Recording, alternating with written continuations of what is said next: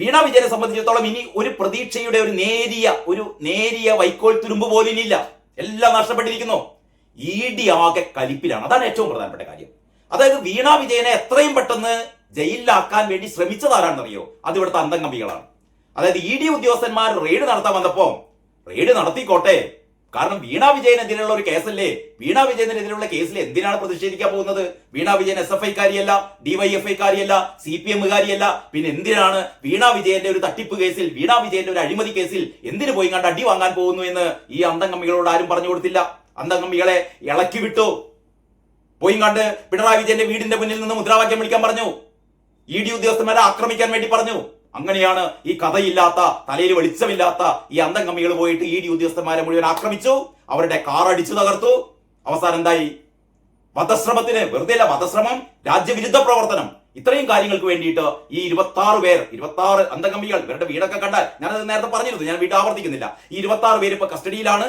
ഇവരെ അതിഗുരുതരമായ വധശ്രമം ഉൾപ്പെടെയുള്ള അതിഗുരുതരമായ രാജ്യരക്ഷക്ക് വിരുദ്ധമായി പ്രവർത്തിച്ചു തുടങ്ങിയ അതിഗുരുതരമായ എന്താ പറയാ ചാർജുകളാണ് ഇവരുടെ പേരിൽ ചുമത്തിയത്. ഇനി അതിൽ കൂടുതൽ ചുമത്താനുള്ള സാധ്യത നിലനിൽക്കുന്നു. കാരണം ഇതൊക്കെ ചുമത്തിയത് നമ്മുടെ ചെന്നിത്തലയുടെ പോലീസാണ്. മാത്രമല്ല ഇതിൽ ഇ.ഡി. തന്നെ CBI കൊണ്ടുവരാൻ പോകുന്നത്. അതാണ് ഏറ്റവും പ്രധാനപ്പെട്ട കാര്യം. ഇ.ഡി. CBI ഇക്കാര്യം അന്വേഷിക്കണം എന്ന് പറയുന്നത്. അത് കേട്ടപ്പോൾ തന്നെ രമേശ് ചെന്നിത്തലയുടെ പോലീസ് രമേശ് ചെന്നിത്തല പ്രത്യേക ഒരു അന്വേഷണ സംഘത്തെ, ഇത് അന്വേഷിക്കാൻ വേണ്ടിയിട്ട് പ്രത്യേക അന്വേഷണ സംഘത്തെ നിയമിച്ചു. അതൊന്നും പോരാ, ആര് തന്നെ വരണം? CBI തന്നെ വരണം. നേരത്തെ ബംഗാളിൽ ഇതുപോലെ ഇ.ഡി.യെ ആക്രമിച്ചിരുന്ന ആ ഒരു സംഭവത്തിലും CBIയുടെ അന്വേഷണമാണ് അവിടെ നടക്കുന്നത്. അതേപോലുള്ള ഒരു CBI അന്വേഷണത്തിനാണ് ഇവിടെ അരങ്ങൊരുങ്ങിയിരിക്കുന്നത്. അപ്പോൾ കൂടുതൽ അന്തംഗമികൾ പിടിയിലാകും. ഇതിന്റെ വിഷ്വൽസ് ഒക്കെ നമ്മുടെ മുന്നിലുണ്ടല്ലോ. ഇതിന്റെ വിഷ്വൽസ് ഉണ്ട്. എങ്ങനെയൊക്കെയാണ് ഈ കാറ് ഇഷ്ടിക ഉപയോഗിച്ചും അല്ലെങ്കിൽ മറ്റ് കരിങ്കല്ലിന്റെ വലിയ കരിങ്കൽ പാളികൾ ഉപയോഗിച്ചൊക്കെ എങ്ങനെയാണ് കാർ എങ്ങനെയാണ് തകർക്കുന്നത്, അതിനുള്ളിലേക്ക് കൈയിട്ട് ഈ ഉദ്യോഗസ്ഥന്മാരെ എങ്ങനെയൊക്കെയാണ് ആക്രമിക്കുന്നത് എന്നുള്ളതൊക്കെ വളരെ കൃത്യമായ വിഷ്വൽസ് ഉണ്ട്. അതുകൊണ്ട് തന്നെ ആരും രക്ഷപ്പെടാൻ പോകുന്നില്ല. ഈ ആക്രമണത്തിൽ പങ്കാളികളായ മുഴുവൻ അന്തംഗമികളും പിടിയിലാകും. ആരുടെ പിടിയിലാകും? CBIയുടെ പിടിയിലാകും എന്ന് പറഞ്ഞാൽ ഇവരിന് ജീവിതകാലം മുഴുവൻ പുറത്തിറങ്ങാൻ വേണ്ടി പോകുന്നില്ല. അതവിടെ നിൽക്കട്ടെ. ഇനി വീണ വിജയന്റെ കാര്യമാണ്. അപ്പൊ വീണ വിജയനെതിരെയുള്ള ഈ അന്വേഷണം ദ്രുതഗതിയിലാണ് നടക്കാൻ പോകുന്നത് എന്നുള്ളതാണ് ഏറ്റവും പ്രധാനപ്പെട്ട കാര്യം. ഇവരുടെ ഡയറക്ടർ ഉണ്ട്, അതായത് ഇ.ഡിയുടെ ഡയറക്ടർ രാഹുൽ നവീൻ. അദ്ദേഹം ഇപ്പോൾ ഉന്നത ഉദ്യോഗസ്ഥരുമായി കൊച്ചിയിൽ യോഗം ചേർന്നുകൊണ്ടിരിക്കുകയാണ്. എന്തൊക്കെയാണ് ഇനി അടിയന്തരമായി ചെയ്യേണ്ടത്, വീണയെ എങ്ങനെയാണ് അറസ്റ്റ് ചെയ്യേണ്ടത്, വീണയെ എങ്ങനെയാണ് ചോദ്യം ചെയ്യേണ്ടത്, അത് കഴിഞ്ഞിട്ട് വീണയ്ക്ക് എന്തെല്ലാം കുറ്റങ്ങളാണ് വീണയുടെ മേൽ ചാർത്തേണ്ടത്, വീണയെ എത്ര വർഷത്തേക്കാണ് ജയിലിൽ അടക്കേണ്ടത് തുടങ്ങിയ കാര്യങ്ങളെ കുറിച്ച് സമഗ്രമായി ചർച്ച ചെയ്തുകൊണ്ടിരിക്കുകയാണ് എന്നുള്ളതാണ് ഏറ്റവും പ്രധാനപ്പെട്ട കാര്യം. എന്ന് പറഞ്ഞാൽ വരും ദിവസങ്ങളിൽ ഏറ്റവും സംഘർഷാത്മകമായ രീതിയിലേക്കാണ് കാര്യങ്ങൾ പോകുന്നത്. എന്ന് പറഞ്ഞാൽ വീണയെ പിടികൂടും, വീണയെ ചോദ്യം ചെയ്യും, വീണയെ അറസ്റ്റ് ചെയ്യും. അത് കഴിഞ്ഞ് വീണ ഏറ്റവും മിനിമം 3 വർഷം മുതൽ 10 വർഷം വരെയാണ് വീണയ്ക്ക് ലഭിക്കാൻ പോകുന്ന തടവ് എന്ന് പറയുന്നത്. അത്തരത്തിലുള്ള കാര്യത്തിലേക്ക് പിണറായി വിജയന്റെ PB അംഗമായ പിണറായി വിജയന്റെ CPMന്റെ എല്ലാമായ പിണറായി വിജയന്റെ മകൾ ഒരു അഴിമതി കേസിൽ ജയിലിനകത്തേക്ക് പോകുന്നു. പിന്നാലെ കാരണഭൂതവും പോകുന്നു എന്നുള്ളതാണ് മറ്റൊരു പ്രധാനപ്പെട്ട കാര്യം. കാരണം ഇ.ഡി. ഇത് കഴിഞ്ഞിട്ട് അന്വേഷിക്കാൻ വേണ്ടി പോകുന്നത് കരിമണൽ കർത്ത വീണക്ക് മാത്രമല്ല, ഈ അഴിമതി പണം കൊടുത്തത് ഒരുപാട് രാഷ്ട്രീയ നേതാക്കന്മാർക്ക് കൊടുത്തിട്ടുണ്ട്. അതിൽ PVയും ഉണ്ട്. ആ PV ഞാനല്ല എന്ന് ഈ PV പറയുമെങ്കിലും കരിമണൽ കർത്ത തന്നെ ഈ SFIയോട് പറഞ്ഞിട്ടുണ്ട്. ആ PV, അതായത് ഞാൻ പൈസ കൊടുത്ത PV പിണറായി വിജയൻ എന്ന് പറഞ്ഞ PV ആണ് എന്ന് കരിമണൽ കർത്ത തന്നെ പറഞ്ഞ സ്ഥിതിക്ക് പിണറായി വിജയൻ ഇനി ഞാനല്ല PV എന്ന് പറയാൻ ഇനി ഒരു സ്കോപ്പുമില്ല. അതുകൊണ്ട് വീണ ജയിലിൽ പോയാൽ പിന്നാലെ കാരണഭൂതവും പോകാൻ വേണ്ടി പോകുകയാണ് എന്നുള്ളതാണ് ഏറ്റവും പ്രധാനപ്പെട്ട കാര്യം. മറ്റൊന്ന് ഞാൻ പറഞ്ഞല്ലോ, നവീൻ രാഹുൽ എന്ന് പറയുന്ന ഈ ഡയറക്ടർ, ഇ.ഡിയുടെ ഡയറക്ടർ കൊച്ചിയിൽ വന്നു എന്ന് പറയുന്നത് അതീവ പ്രാധാന്യമുള്ള കാര്യമാണ്.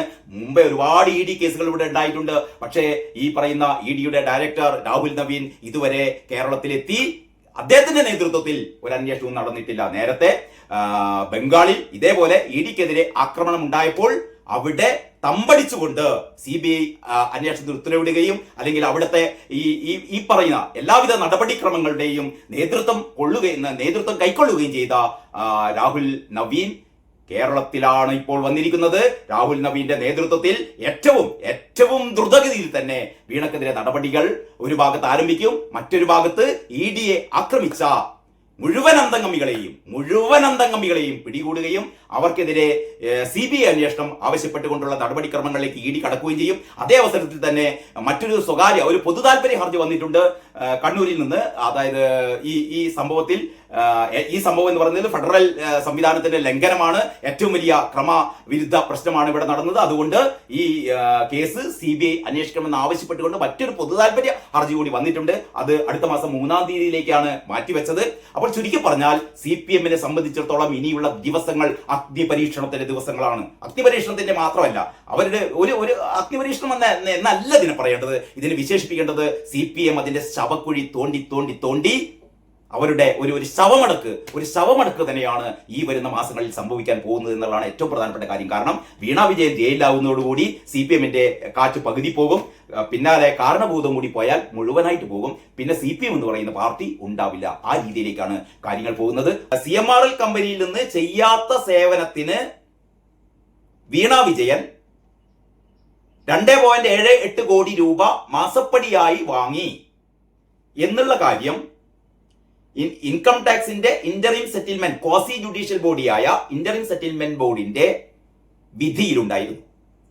ഷോൺ ജോർജ് ഇത് സംബന്ധിച്ച് കമ്പനികാര്യ മന്ത്രാലയത്തിന് പരാതി കൊടുത്തതിനെ തുടർന്ന് അവരന്വേഷിച്ചപ്പോൾ ഇക്കാര്യം തുടരന്വേഷണത്തിന് വേണ്ടിയിട്ട് ROC-യിലേക്ക് മാറ്റി. ROC-യിൽ നിന്ന് അത് SFIO സീരിയസ് ഫ്രോഡ് ഇൻവെസ്റ്റിഗേഷൻ, അതായത് ഗുരുതരമായ സാമ്പത്തിക ക്രമക്കേടുകൾ അത് കണ്ടെത്താൻ വേണ്ടിയുള്ള ഏജൻസിയാണ് SFIO. അങ്ങനെ SFIO ഇത് അന്വേഷിച്ചു, അവര് കുറ്റപത്രവും സമർപ്പിച്ചു. ആ SFIO അന്വേഷണത്തിൽ വീണ വിജയൻ മൊഴി നൽകിയിട്ടുണ്ട്. എനിക്ക് മാസപ്പടി കിട്ടിയിട്ടുണ്ട്. മാസപ്പടിക്ക് ഞാൻ പക്ഷേ GST ഒക്കെ അടച്ചിട്ടുണ്ട് കേട്ടോ. അത് ബാങ്ക് അക്കൗണ്ട് വഴിയാണ് വന്നത്. പക്ഷേ ഞാൻ ഒരു സേവനവും നൽകിയിട്ടില്ല. എന്ന് പറഞ്ഞാൽ CMRL എന്ന് പറയുന്ന പരിസ്ഥിതിക്ക് നാശമുണ്ടാക്കുന്ന കമ്പനി, ആ കമ്പനി സുഗമമായി പ്രവർത്തിക്കാൻ വേണ്ടിയിട്ട് അക്കാലത്തെ മുഖ്യമന്ത്രിയായിരുന്ന പിണറായി വിജയനെ സ്വാധീനിക്കാൻ വേണ്ടിയിട്ട് പിണറായി വിജയന് കുറെ പണം കൊടുത്തിരുന്നു. അത് വേറെ കാര്യം. അതല്ലാതെ പിണറായി വിജയന്റെ മോൾക്കും മാസാമാസം 8 ലക്ഷം രൂപ, 3 ലക്ഷം രൂപ കമ്പനിക്ക്, ഈ വീണ വിജയന്റെ കമ്പനിക്ക്, വീണ വിജയന്റെ ഈ പാട്ട കമ്പനിക്ക് 5 ലക്ഷം രൂപ വീണ വിജയന്റെ അക്കൗണ്ടിലേക്ക്, അങ്ങനെയായിരുന്നു 8 ലക്ഷം കൊടുത്തത്. ഈ കാര്യങ്ങളൊക്കെ പഴയ കഥകളാണ്. അപ്പൊ ഏറ്റവും പുതിയ സംഭവം എന്ന് പറഞ്ഞാൽ ഇത് സംബന്ധിച്ചാണ് SFIO ഈ കുറ്റപത്രം സമർപ്പിച്ച ശേഷമാണ് ED രംഗത്തേക്ക് വരുന്നത്. ED അങ്ങനെയാണ് വരിക. അതായത് മറ്റൊരു കേസിൽ കള്ളപ്പണ ഇടപാട് നടന്നു എന്ന് വിവരം കിട്ടിയാലാണ് ED വരിക.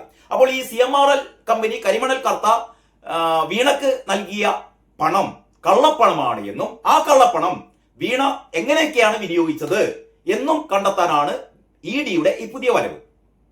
അങ്ങനെയാണ് ED ഇതിൽ അന്വേഷിക്കാൻ പാടില്ല, ED-ക്ക് അന്വേഷിക്കാൻ അവകാശമില്ല എന്നൊക്കെയായിരുന്നു കരിമണൽ കർത്തായുടെ വാദം. അത് സിംഗിൾ ബെഞ്ച്, ഹൈക്കോടതിയുടെ സിംഗിൾ ബെഞ്ച് അത് തള്ളി. അങ്ങനെയാണ് ED, അറിയാലോ, കഴിഞ്ഞ ആഴ്ച എന്ന് പറഞ്ഞാൽ എനിക്ക് തോന്നുന്നു കഴിഞ്ഞ ഒരാഴ്ചയിൽ, അതായത് പിണറായി വിജയന്റെ ഈ വാടക വീട്ടിലും, തിരുവനന്തപുരത്തുള്ള വാടക വീടല്ല, വാടക കൊട്ടാരത്തിലും, ധർമ്മടത്തുള്ള വീട്ടിലും, മനുമോൻ മുഹമ്മദ് റിയാസിന്റെ കോഴിക്കോട്ടുള്ള വീട്ടിലും ഉൾപ്പെടെ ഈ കരിമണൽ കർത്തായുടെ ഇത് സംബന്ധിച്ച ഓഫീസുകളിലും ഒക്കെ ഉൾപ്പെടെ ഏതാണ്ട് 12 വീടുകൾ, 12 സ്ഥാപനങ്ങളിൽ ED റെയ്ഡ് നടത്തിയ ഒരേ സമയം. അങ്ങനെയാണ് ഇവിടെ പ്രതിഷേധമുണ്ടായത്. ഈ അന്തംഗമ്മികൾ വിചാരിച്ചു, ഇത് വിചാരിച്ചല്ല, അവരെ തെറ്റിദ്ധരിപ്പിച്ചു, ഇത് പിണറായി വിജയനെ പിടിക്കാൻ വേണ്ടിയിട്ടാണ് ED വന്നത് എന്ന് വിചാരിച്ചിട്ട് ഇവര് പിണറായി വിജയനെ ഞങ്ങൾ അങ്ങനെ വിടില്ല, ഇത് രാഷ്ട്രീയ പകപോക്കലാണ് എന്നൊക്കെ പറഞ്ഞിട്ട് ഈ അന്തംഗമ്മികള് ED ഉദ്യോഗസ്ഥന്മാരെ ആക്രമിച്ചു. അവർ വന്ന വാഹനം അടിച്ചു തകർത്തു, ഈ ED ഉദ്യോഗസ്ഥന്മാരെ ആക്രമിച്ചു. ഇതിന്റെ പേരിലാണ് 26 പേര് ഇപ്പൊ കസ്റ്റഡിയിൽ കിടക്കുന്നത്. 300ഓളം പേർക്കെതിരെ പോലീസ് കേസ് എടുത്തിട്ടുണ്ട്, ചെന്നിത്തലയുടെ പോലീസ് കേട്ടോ. ഇതാണ് ഇതുവരെ നടന്ന സംഭവങ്ങൾ. അപ്പോഴാണ് CMRL ഈ സിംഗിൾ ബെഞ്ചിന്റെ ഈ ഉത്തരവ് സ്റ്റേ ചെയ്യണം എന്നാവശ്യപ്പെട്ടുകൊണ്ട് ഡിവിഷൻ ബെഞ്ചിലേക്ക് പോയത്. അപ്പോൾ ഡിവിഷൻ ബെഞ്ച് കഴിഞ്ഞ 4 ദിവസം മുമ്പ് ഡിവിഷൻ ബെഞ്ച് ഈ ഹർജി കിട്ടിയപ്പോൾ പറഞ്ഞു, ED-യോട് പറഞ്ഞു, കരിമണൽ കർത്തായുടെ കാര്യങ്ങൾ ഞങ്ങൾ വെള്ളിയാഴ്ച പറയാം, അതായത് ഇന്ന് വിധി പറയാം. അതുവരെ കരിമണൽ കർത്തായുടെ സ്ഥാപനങ്ങളിലൊന്നും നിങ്ങൾ റെയ്ഡ് ചെയ്യാൻ പാടില്ല, അല്ലെങ്കിൽ ED നടപടി എടുക്കാൻ പാടില്ല. പക്ഷേ വീണ വിജയനെ നിങ്ങൾക്ക് എന്ത് വേണം ചെയ്യാം, അന്വേഷണം നിങ്ങൾക്ക് തുടരാം. ഈ കരിമണൽ കർത്തായുടെ കാര്യത്തിൽ ഞങ്ങൾ വെള്ളിയാഴ്ച വിധി പറയുന്നു പറഞ്ഞു. ആ വിധിയാണ് ഇന്ന് കുറച്ചു മുമ്പ് വന്നത്. ആ വിധിയിൽ ഹൈക്കോടതി ഡിവിഷൻ ബെഞ്ച് ED-യോട് പറയുകയാണ്, നിങ്ങൾക്ക് അന്വേഷണം തുടരാം, കരിമണൽ കർത്താക്കെതിരെയും അന്വേഷണം തുടരാം, വീണ വിജയനെതിരെയും അന്വേഷണം തുടരാം. വീണ വിജയനെതിരെ നേരത്തെ തന്നെ അന്വേഷണം തുടരാമെന്ന് ഹൈക്കോടതി ഡിവിഷൻ ബെഞ്ച് പറഞ്ഞിരുന്നു. പക്ഷേ നിങ്ങൾക്ക് വളരെ സ്വതന്ത്രമായി നിങ്ങൾക്ക് ഈ കള്ളപ്പണ ഇടപാടുകൾ അന്വേഷിക്കാം, അത് സംബന്ധിച്ച നടപടികൾ എടുക്കാമെന്ന് ഹൈക്കോടതി പറഞ്ഞിരിക്കുകയാണ്.